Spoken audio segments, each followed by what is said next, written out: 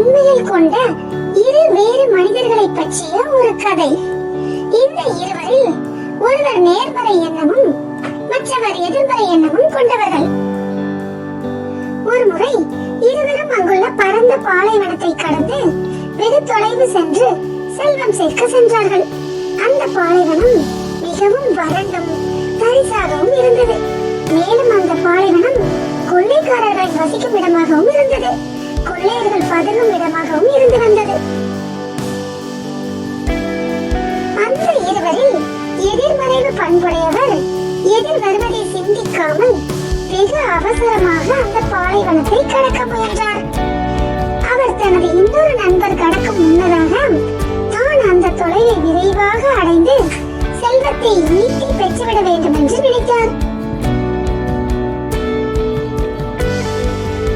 எதிர்வரும் சூழ்நிலைகளை கருத்தில் கொள்ளாமலும் கவனக்குறைவாகவும் பாலைவனத்தை கடக்கும் பொழுது ஒரு கொள்ளைக்காரர் எதிர்மறையாளரின் பொருட்கள் முழுவதையும் கொள்ளையடித்து விட்டார். அவரது சேமிப்புகள் யாவும் முற்றிலுமாக அவர் இழந்துவிட்டார்.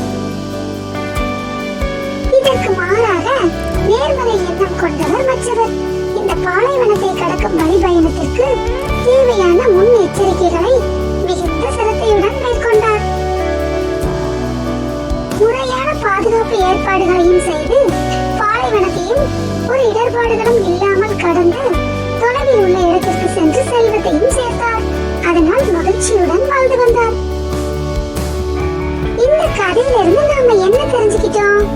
நேர்மறை எண்ணம் முன்னேற்றத்தை அளிக்கும், எதிர்மறை எண்ணம்